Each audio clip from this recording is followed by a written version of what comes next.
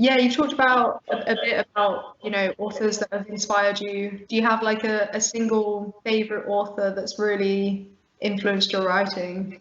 Um, yeah, so it's actually two. So Stephen Leather Yeah. is an incredible writer for kind of the action thrillers, if you like, and Wilbur Smith.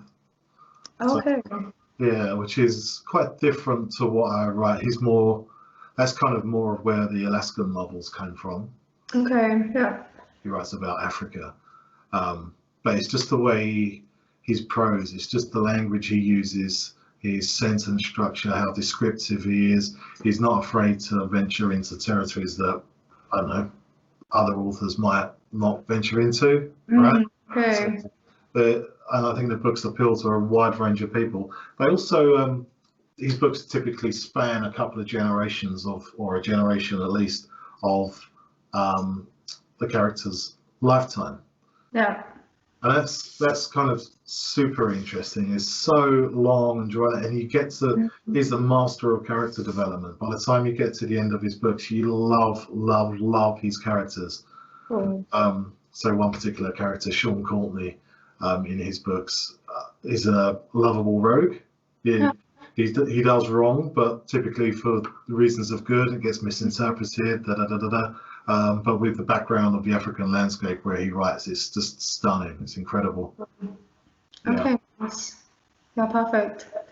Yeah, and it's not like the Harvey books at all. I mean, but if anyone, I mean, he's an incredible writer. He has to be my favourite. Yeah, I will read something of his. Yeah, definitely.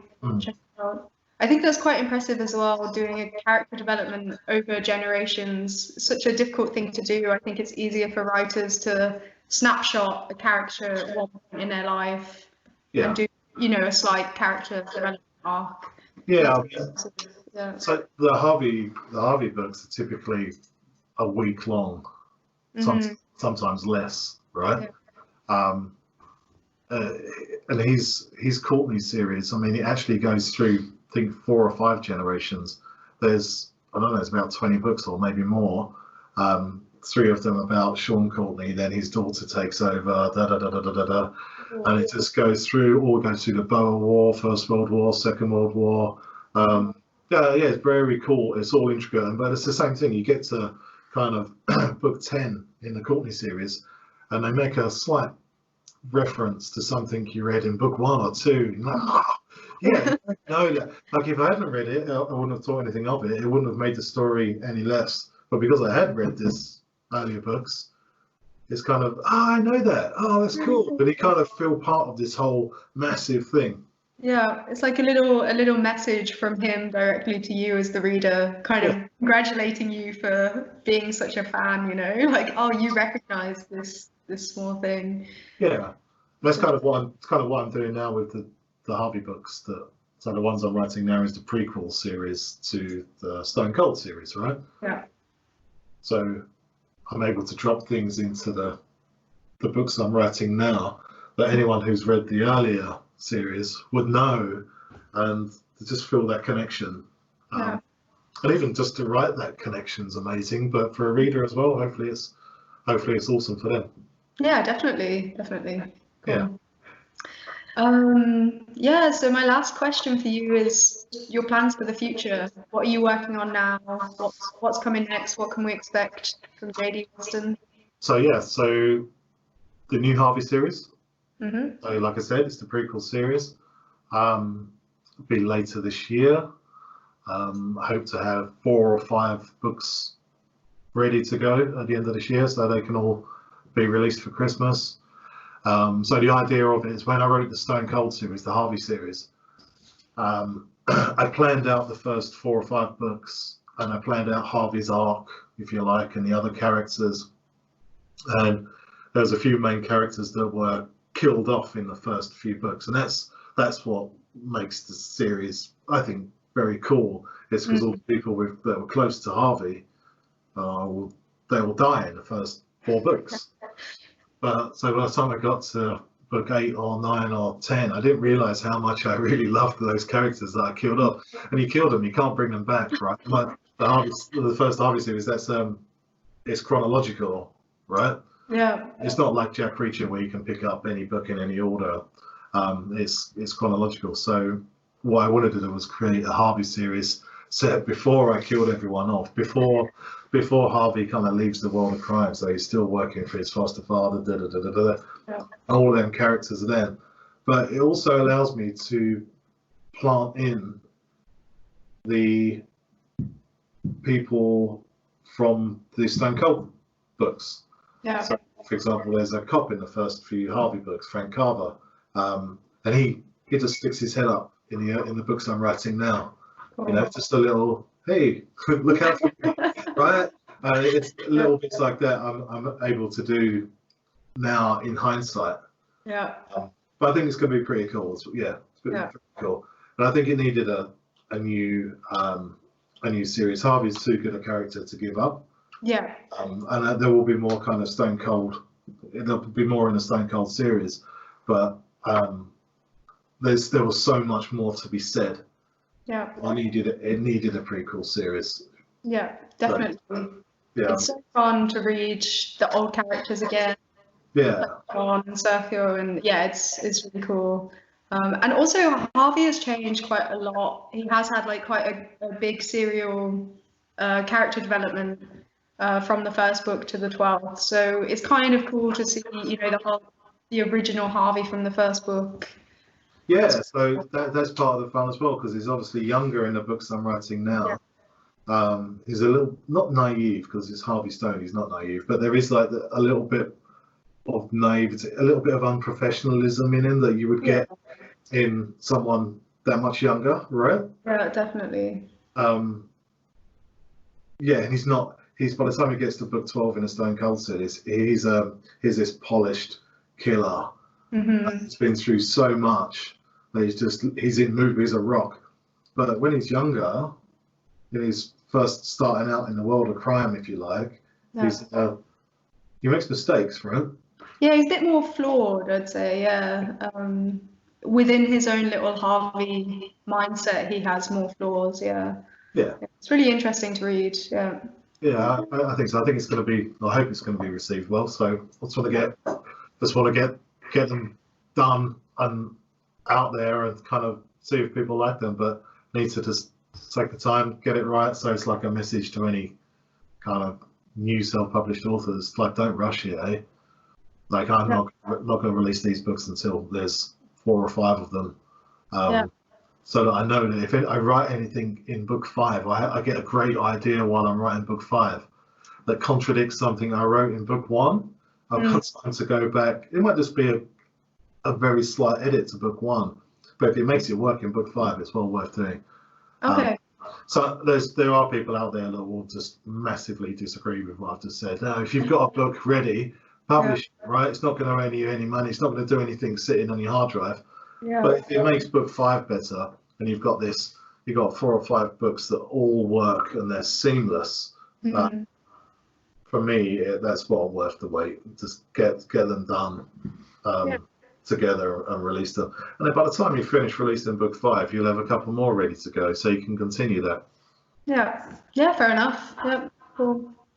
I do actually have one more question left for you, sorry. But in terms of that, similar to what you just said, what one piece of advice would you have for new indie authors just getting into the scene, maybe a bit overwhelmed? So learn, plan, and measure. Okay. It's like your version of patience, planning, execution. Yeah. No, you got to learn, and you've got to set yourself up to learn. You can't just think, right, I've read that book, that's done now. It's a continuous process, right? I mean, everyone's learning all the time. Even some of the big guys out there, like Mark Dawson, they're learning every time. Things change every day. You have to adapt. If you don't make a plan, then what are you doing? What are you doing tomorrow, right? What are you going to write tomorrow morning, or when you're going to launch? What? You got to plan. I make the plan realistic. Okay. Measure. You don't have to measure your performance, so you don't have to measure your word count as long as you're producing, I think. But measure the results of what you do. So if you release a book and you're spending X amount, like measure that. And just measure everything. If you haven't got if you've got data from day one, then come day 500, you'll be in a much better position, or even day 50, you'll be in a much better position. Okay, brilliant. Yeah. Okay. Yeah, and enjoy it, right? Yeah. Yeah. Good. Yeah. Learn, plan, measure. Yeah, and enjoy it. Always enjoy it. That's you can't take the fun away from it. It is fun. You wouldn't be doing this if it wasn't fun. Yeah. So don't make things so stringent that you're not enjoying it anymore. Mm-hmm. Yeah. Yeah. Keep the passion for it, definitely. Yeah. Yeah. Cool. All right. Thanks, John. It was really awesome talking to you. Yeah, it's really, really useful to get insight from someone who's done it from beginning to end, or while still going. Yeah. You've had success with it. Your advice works, so it's good advice to listen to. My advice worked for me, right? Yeah, also true. As you say, it's different for everyone, but it's still great advice to have. Yeah. Yeah, I mean, like one extra thing. Sorry, there is, I don't know, 50 people out there that are mentoring people through social media. Maybe not directly, maybe as part of a group. Mm-hmm. I think you have to pick.